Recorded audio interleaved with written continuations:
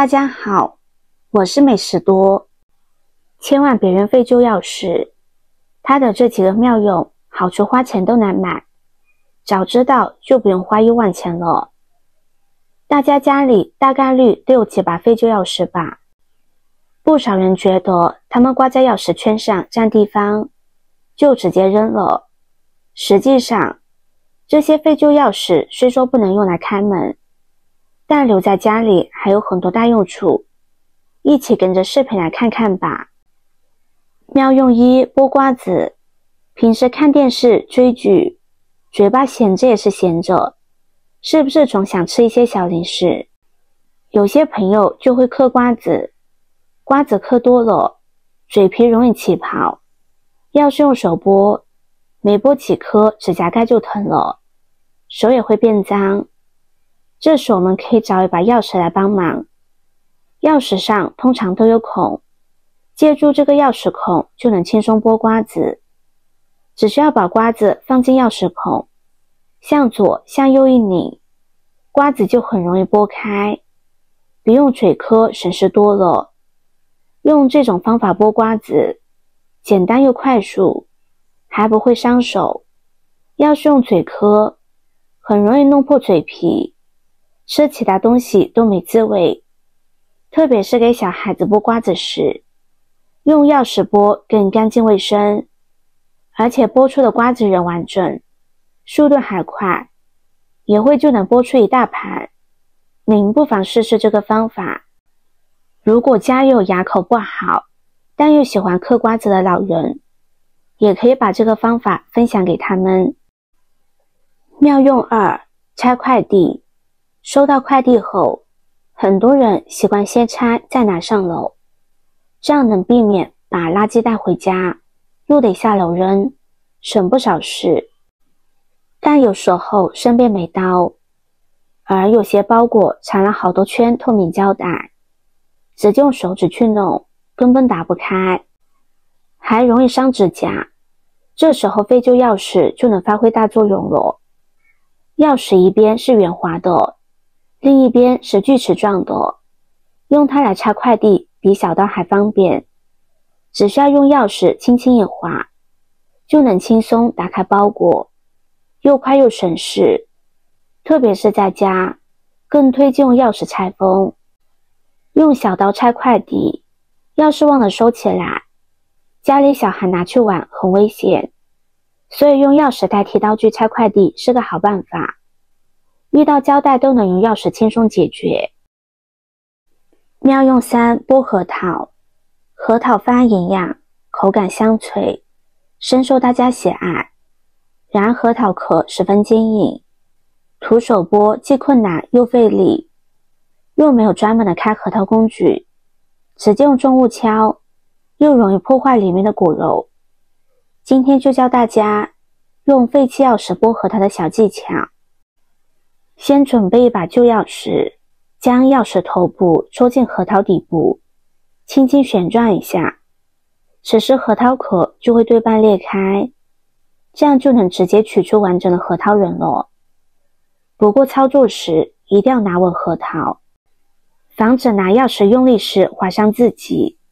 用钥匙开核桃这个方法真的是很实用，您也不妨试试看。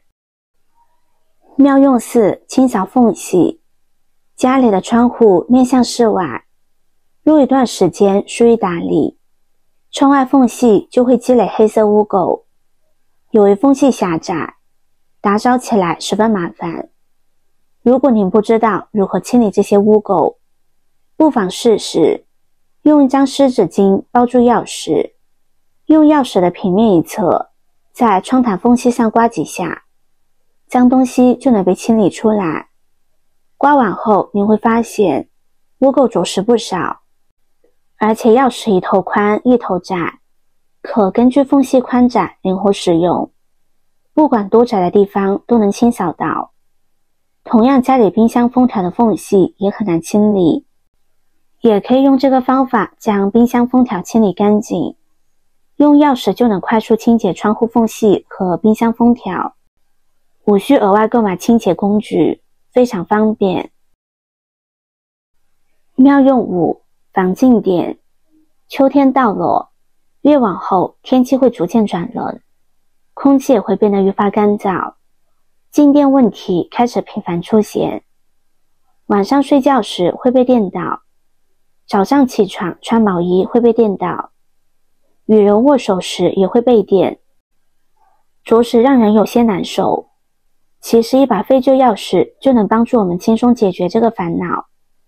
在穿衣前，将钥匙在衣服上来回摩擦，让钥匙的金属端代替皮肤释放静电。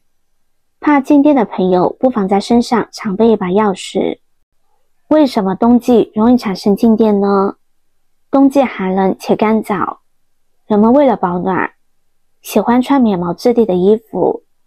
这些衣服与身体相互摩擦，就会产生静电，而干燥的空气不利于静电导出，所以当相互接触时，就容易被电到。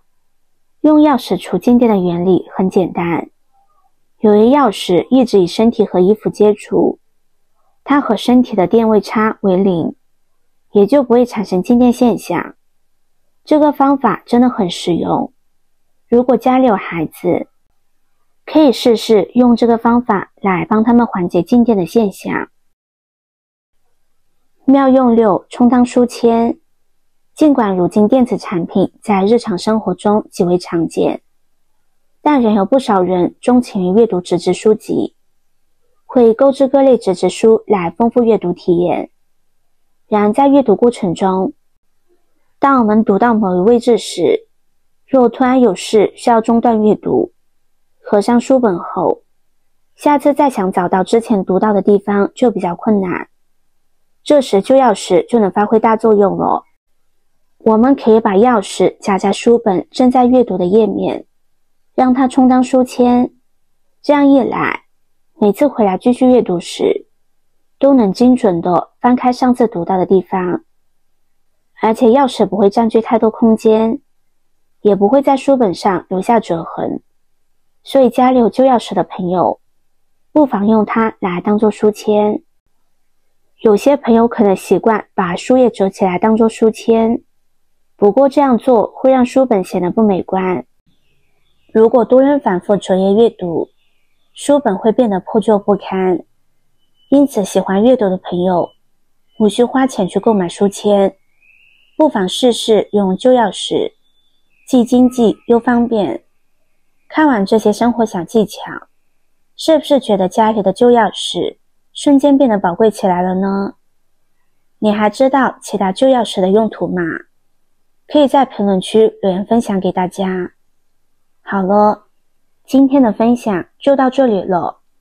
视频看到这里了，麻烦各位哥哥姐姐动动小手给我点个赞吧。点击我的头像，可以看到更多的精彩内容。我们下个视频见啦！